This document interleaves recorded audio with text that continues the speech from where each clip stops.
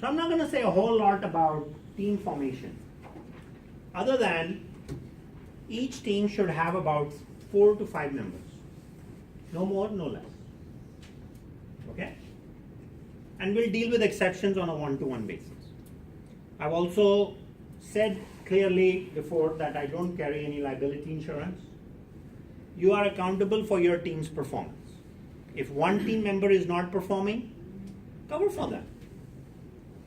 If you have a problem, figure it out. Manage it, right? Our goal is wonderful outcomes on the project. And it's pretty common that 80% of the work is done by 20% of the people. And if that does not happen in your team, you're very lucky. You're very successful. Another hard truth about real-world projects is most of the work happens on the last day. And that's the best work that comes out in most projects. I would recommend that you get to know your temperament. So I have a link here that says your temperament, get to know yourself. You don't have to share this with anybody. But get to know who you are. And take this exam every 6 months. Because depending on your emotional state and what you're doing, you change. I am not the same person I was 6 months ago. I change. I'm growing up, I think. Well, I don't want to grow up, but anyway. Oh, shucks, I said that on a recording. Anyway. When you form a team, please take the time to get to know who you're working with. So, what is a good team? Like a good team formation, right? Ask people these questions, and we will do that today. You know, are you a techie or a non-techie, right? And if you are the emerging leader in your team for grouping the right skills, or if you're collaborating, right? Make sure you have a good mix, like 2 people with non-technical background and 2 or 3 with technical background. But make sure it's not like all 5 or all 4 as some of you would like, right? And then on skills, if let's say, you know, some people like doing documentation, some people don't, right? Some people are really good with writing and checking what others have written so it's meaningful and it makes sense, right? Those 2 skills are very important for you showing me what you have learned in this course. And so everyone has to put in about 10 to 15 hours a week for this class, including class time. That's a given, right? 10 to 15 hours a week, including class time. So you're getting 4 hours in class, 10 plus hours outside, right? So make sure that your schedules maybe match. And it's possible for a team to work asynchronously, right? Like I work with offshore teams all the time, and we are not in the same time zone, and I don't want to be awake in the middle of the night to have a meeting with them, so I write things down. And then if things don't work out, then we redo it. We fail fast and succeed, right? So, when you set up your team, I have a little Word document here which is just for your reference. And this is more really to show you how to get everybody on the same page. And I mean literally on the same page. You don't create Word documents and PowerPoints and all that.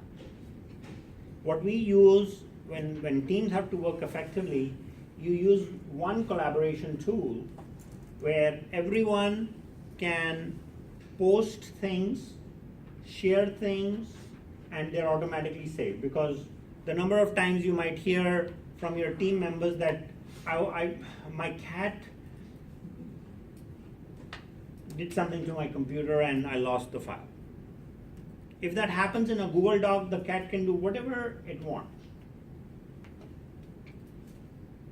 Your docs are still there, okay? So come up with a team name, team members, and then you create a Google site, and then make sure one member in your team knows how to do it. If not, I'll be happy to help you, but I think this is a pretty easy thing. And then you create 4 pages in that Google site, and every time you create a page, that becomes a folder. Okay? So you keep running notes. Those are agenda minutes. You keep your deliverables. These are final deliverables. And don't just plug everything in one area using that naming convention.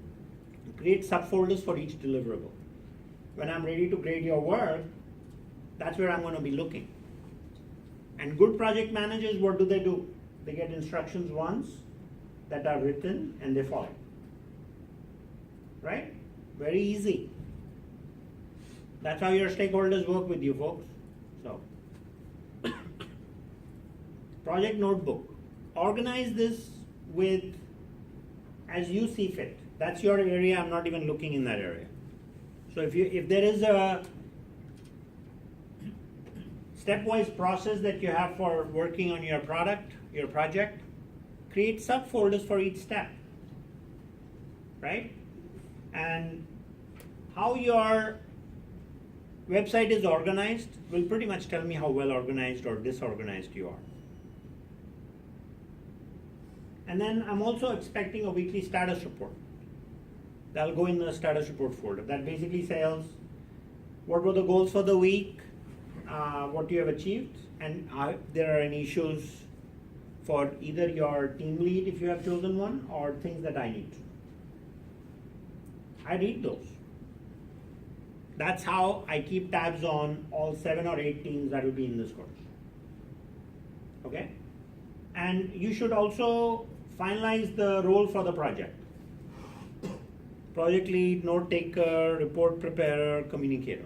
Those are like the high level roles, because if I need to communicate with the team, I should know who in that team I should talk to. That might just be the project lead, right? This also happens in courses sometimes, that people sign up for the course, they created the Google site, then they drop the course. Now you don't have access to the Google site, right? So make sure that everyone has like an equivalent of an owner on the Google site. You will need to use your Google IDs for this. So, use Google Docs. Don't create local documents, right? And when you create Google Docs, link those docs on the Google site. Keep your Google site private. So unless you want to show to the world what you're working on, go ahead. But don't put any personal information there, like your phone number, social security number, things like that. Because for your own privacy. Sometimes people share phone numbers among team members. Do that at your own discretion. You don't need to, but if you feel that you guys need to, go ahead. But that's your discretion. I don't require any other. Okay? Google ID, Google site, Google Docs, I think that's enough. That's enough collaboration. If you all agreed to meeting online, there are plenty of free tools. The one that comes to mind is Google Hangout. It works pretty nicely. Use that for collaboration. Okay?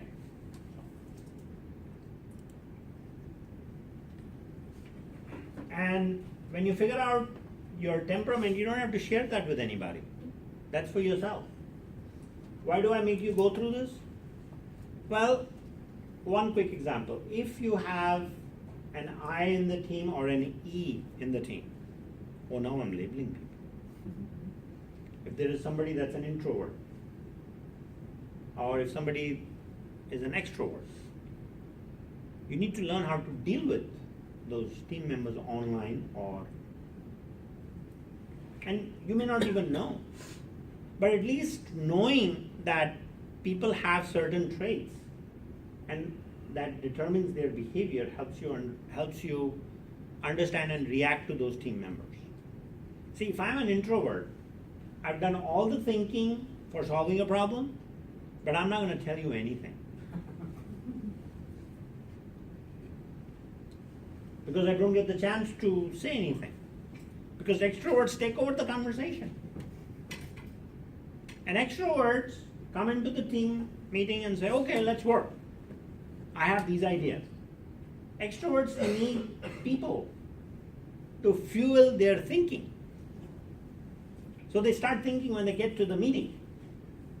And if they are in the meeting with introverts, they're saying introverts aren't saying anything because the extrovert is talking. Introvert has the solution, extrovert doesn't. Extrovert can get the solution from the introvert. There is the communication gap, things break down, projects fail. Most projects fail, why? Because of people. Because they don't communicate. Because they haven't realized the persona. Right? So,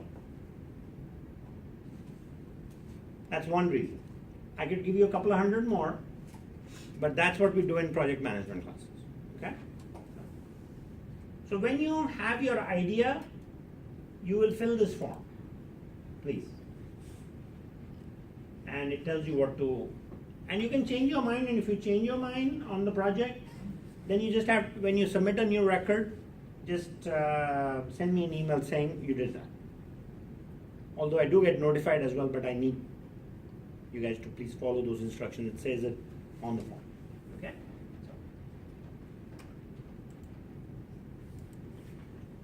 So far so good? Okay. This is going to be a fun course. So now what the fun part is, go find your team members and try and fill up some basic information, and you don't have to decide what project you're going to work on. I'll allow time on Wednesday, but at least for today, in about 20 minutes, know who your team members are, right? And one person in that team should take on the responsibility of setting up a Google site according to these requirements that I've shared with you. Okay? And that is due before next Wednesday. So next 20 minutes is more like walk around, go take a break. No, don't take a, this is the break. Get to know your class members. So, and I would recommend walking around. It's like, okay, you're sitting next to me. Hello, what's your name? And let's be the team member. That would be too easy. Make it hard. Okay, 20 minutes. Everybody knows.